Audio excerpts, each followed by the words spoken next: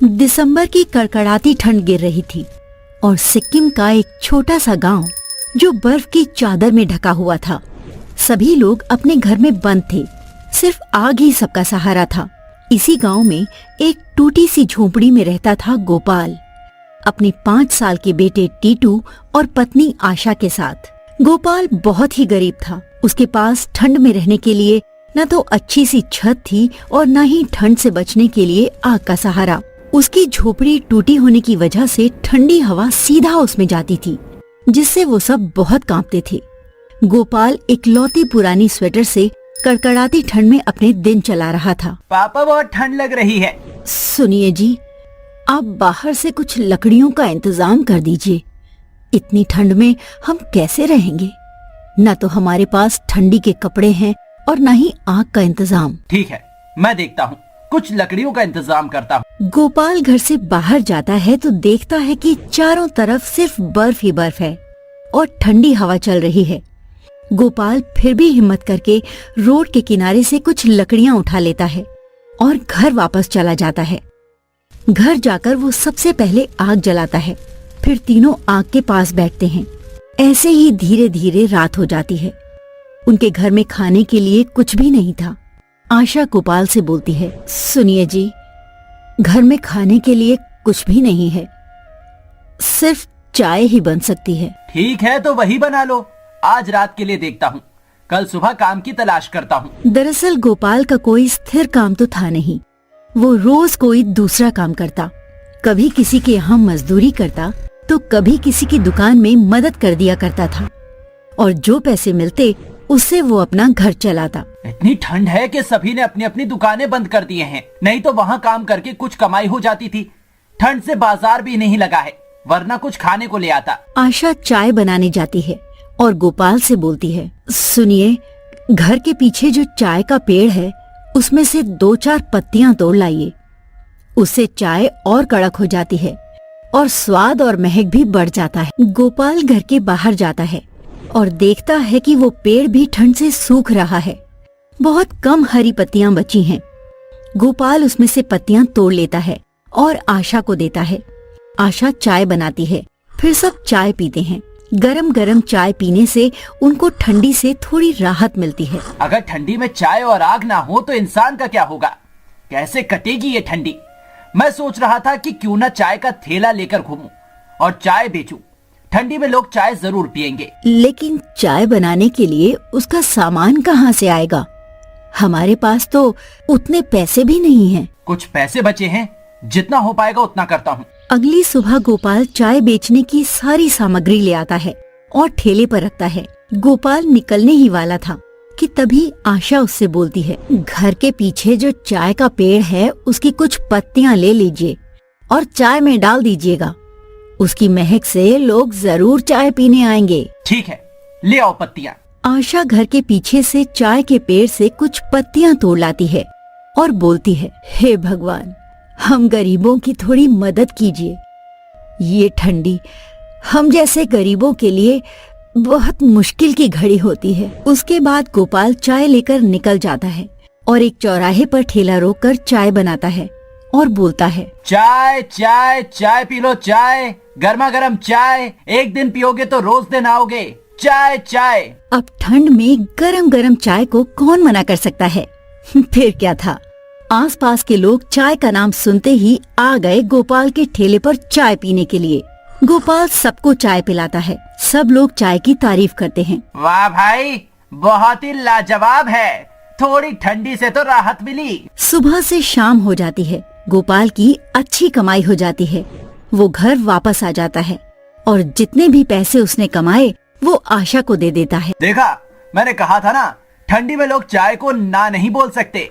ठेला लगाते ही चाय पीने के लिए लोगों की भीड़ उमड़ गई थी। उसके ठेले में भी थोड़ी सी चाय पहले की बची थी, तो गोपाल ने उस चाय को घर के पीछे चाय के पेड़ में डाल दिया और बोला, ठंड से तुम भी सूख रही थी, लो थोड़ी चाय पी लो, तुमको भी ठंड लग रही होगी। वैसे भी तुम्हारी वजह से ही तो मेरी चाय इतनी कड़क और लाजवाब बनती है। अगले दिन जब गोपाल चाय बेचने जाता है तो आशा से बोलता है, आशा, कुछ चाय की पत्तियां ले आना पीछे से। आशा पत्तियां लेने जाती है तो देखती है कि वो चाय का पेड़ फिर से हरा भरा हो गया है और उसमें से एक छोटा सा फल भी निकल आया था जो बहुत ही चमक रहा था। आशा तुरंत गोपाल को बुलाती है। गोपाल भी उस पेड़ को देखकर बोलता है, ये कैसा जादू है? कल तक ये पेड़ तो सूखा हुआ था, आज इतनी पत्तियां कहां से आ गई? तभी उस पेड़ से एक आवाज आती है, गोपाल, कल रात तुमने मुझे चाय दी थी। मैं ठंड से कमजोर हो रही थी, लेकिन तुम्हारी चाय से मुझे थोड़ी ताकत मिली और ठंडी से राहत भी। तुम एक नेक दिल इंसान हो जो अपने लिए ही नहीं बल्कि दूसरों के लिए भी सोचते हो। गोपाल, तुम ये चमकता हुआ फल ले लो, ये सोने का फल है। मैं रोज तुम्हें एक फल दूंगी, तुम ऐसे ही मेरी पत्तियों से चाय बेचा करो। एक दिन इस गरीबी से तुम जल्द ही छुटकारा पालोगे। तुम चाहो तो इस सोने के फल को बेचकर अपने चाय के कारोबार को अच्छा कर सकते हो। आपका बहुत बहुत धन्यवाद, आपने हम जैसे गरीब पर अपनी कृपा बनाई। ये तुम्हारे ही अच्छे कर्मों का फल है गोपाल। उसके बाद गोपाल ने इस चौराहे पर अपनी एक चाय की दुकान खोली और उसका नाम रखा चाय की चुस्की। उसके बाद गोपाल लोगों को उस जादुई चाय के पेड़ के पत्तों की चाय पिलाता रहा और लोग उसकी चाय के दीवाने होते गए।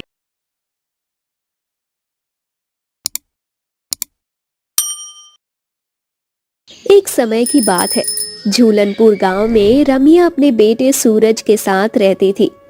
रमिया लालची प्रवृत्ति की औरत थी। उसे हमेशा से ही पैसे, सोना चांदी और ऐशो आराम से प्यार था। उसके लिए पैसों के सामने रिश्तों का कोई महत्व नहीं था। रमिया का बेटा, जो कि एक आईटी कंपनी में काम करता था, उसका स्वभाव अपनी माँ से बिल्कुल अलग था।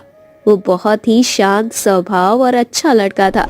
रमिया अपने बेटे की शादी के लिए लड़की देख रही थी। वो बहुत ही अमीर घर की लड़की ढूंढ रही थी, जिससे कि उसे बहुत सारा दहेज मिल सके। घर में पंडित आए हुए थे जो लड़कियों की तस्वीर दिखा रहे थे। रमिया पंडित से बोलती है, देखिए पंडित जी, अभी तक आपने जितनी भी लड़की दिखाई है मुझे कोई पसंद नहीं। मुझे अमीर घर की लड़की चाहिए जिससे कि अच्छे खासे दहेज मिल सके। अब माता जी, दहेज का क्या कीजिएगा? अगर आपके घर में संस्कारी बहू आएगी अब तो आपके घर में सुख, शांति, समृद्धि और लक्ष्मी सब आएगी। देखिए पंडित जी, आप बस लड़की दिखाइए, बाकी दहेज लेना देना आप मुझ पर छोड़ दीजिए। आप मुझे न सिखाएं, मुझे अच्छे से पता है कि क्या करना है और क्या नहीं। अब ठीक है माता जी, ठीक है। अब आप ये तस्वीर देखिए, ये लड़की आपको पसंद आएगी। अरे भाई, लड़की तो अमीर लगती है और सुंदर भी है, बिल्कुल ठीक है मेरे सूरज के लिए। क्यों पंडित जी? जी जी बिल्कुल, जी बिल्कुल माता जी। ठीक है पंडित जी, बात आगे चलाइए। हम 2 दिन बाद लड़की देखने जाएंगे। जी अच्छा माता जी, अब मैं चलता हूँ। सूरज शाम को जब घर आता है तो रमिया उससे बोलती है, बेटा सूरज, मैंने तुम्हारे लिए एक लड़की देखी है। माँ, इसकी अभी क्या जरूरत है? अभी तो मेरी जॉब लगी है। अरे बेटा, जरूरी क्यों नहीं है? तेरी अब उम्र हो गई है शादी करने की। लड़की बहुत सुंदर है बेटा। 2 दिन बाद जाएंगे लड़की वालों के घर। ठीक है माँ, जो आपको ठीक लगे। धीरे धीरे आस पड़ोस में बात फैल गई। सब औरत रमिया को मुबारकबाद देने आते हैं। वाह रमिया, सुना है तूने तो बहुत सुंदर बहू देखी है अपने बेटे के लिए। अरे वो सब छोड़ो रमिया बहन, ये बताओ कि दहेज क्या क्या लोगी? अरे बहन, अभी सिर्फ अच्छी है, 2 दिन बाद जाएंगे आगे की बात चलाने, और दहेज तो अच्छा खासा लूंगी। एक लौता बेटा है मेरा। 2 दिन बाद रम्या अपने बेटे के साथ लड़की के घर जाती है। पंडित भी पहले से ही वहाँ पर था। लड़की के पिता सुरेश रम्या का स्वागत करते हैं। सब लोग घर में जाते हैं। कुछ देर बातें होती है, फिर रम्या बोलती है, भाई साहब, लड़की को बुलाएं, थोड़ा बात करते हैं, उससे फिर आगे लेन देन की बात करते हैं। तभी चाय लेकर एक बहुत सुंदर लड़की आती है। रम्या बोलती है, भाई हमको तो लड़की पसंद है। बेटी, तुम्हारा नाम क्या है? जी, मेरा नाम मीरा है। बहुत अच्छा नाम है मीरा। थोड़ी देर बाद सुरेश बोलता है। बहन जी, बताइए आपकी क्या मांग है? भाई साहब, 10 लाख रुपया, सोने की अंगूठी और सोने की चैन, और आपकी बेटी है, जो आपका मन करे वो दे देना। उसके बाद सब घर चले जाते हैं। घर जाकर सूरज अपनी माँ से बोलता है। माँ, दहेज की क्या जरूरत थी? और वो मांग भी ली तो इतना ज्यादा दहेज, वो लोग कैसे देंगे इतने पैसे? तो चिंता मत कर, शादियाँ ऐसी ही होती है बेटा। धीरे धीरे शादी का दिन आ जाता है। सभी लोग तैयारी में लग जाते हैं। लड़का और लड़की मंडप में बैठ चुके थे। तभी रमिया बोलती है। रुको, अभी तक मुझे पूरे पैसे दहेज के नहीं मिले हैं, इसीलिए शादी अभी होगी नहीं। अब बहन की शादी का दिन था, इसलिए इतने पैसे अभी जुगाड़ नहीं हो सके, लेकिन शादी हो जाने दीजिए। मैं शादी के बाद धीरे धीरे आपको सब पैसे दे दूंगा। अब बस कुछ दिन की मोहलत दे दीजिए। लेकिन रमिया अपनी बात से हट नहीं रही थी। वो अपने जिद पर ही थी। उसे पूरे दहेज के पैसे चाहिए, तभी शादी होगी। रमिया की पड़ोसन उसे समझाती है और तभी पंडित भी बोलता है। माता जी, इस मुहूर्त में आपके बेटे की शादी अगर नहीं हुई तो फिर 4 साल रुकना पड़ जाएगा शादी के लिए। इसलिए शादी हो जाने दीजिए। लेन देन की तो बात शादी के बाद भी होती रहेगी। पंडित की बात मानकर रमिया शादी के लिए तैयार हो जाती है। फिर हंसी खुशी शादी हो जाती है। मीरा अब अपने ससुराल में सास की सेवा करती है। लेकिन रम्या को तो अभी तक दहेज चाहिए था, जो कि अभी तक नहीं मिला था। मीरा और सूरज के शादी को 1 महीने हो गए थे। मीरा के घर से अभी तक पैसे नहीं आए थे। रम्या अब अपने बहू को देख नहीं सकती थी। इधर मीरा के घर में आने से सूरज की जिंदगी अच्छी हो गई थी। उसे कंपनी में प्रमोशन मिल गया था, अच्छी खासी सैलरी हो गई थी। लेकिन रम्या को ये सब नहीं दिख रहा था। उसे केवल दहेज के पैसे चाहिए थे। वो पैसों में बिल्कुल अंधी हो गई थी, जो उसे अपने बेटे की खुशी भी नहीं दिख रही थी। इसीलिए अब रम्या अपने सास के रंग में आने लगी। वो अब मीरा को सताने लगी, उसे बहुत काम करवाती और मारती भी थी। सूरज कुछ दिनों के लिए कंपनी के काम से बाहर चला जाता है। इधर रम्या अपने बहू से बोलती है। सुन रही, फोन करके अपने बाप को बोल दे, अगर मुझे पूरे पैसे नहीं मिले तो तेरे साथ जो होगा वो किसी ने नहीं सोचा होगा। माँ जी, मेरे पिताजी इतना पैसा नहीं दे पाएंगे, आप हमें माफ कर दीजिए। मैं आपके सारे काम करूँगी, लेकिन मेरे पिताजी अब पैसे नहीं दे पाएंगे। उन्होंने बहुत मुश्किल से मेरी शादी कराई है। वो पहले से ही बहुत कर्ज में होंगे, अब और पैसे नहीं दे पाएंगे माँ। ये बात सुनते ही रम्या जैसे गुस्से से आग बबूला हो गई।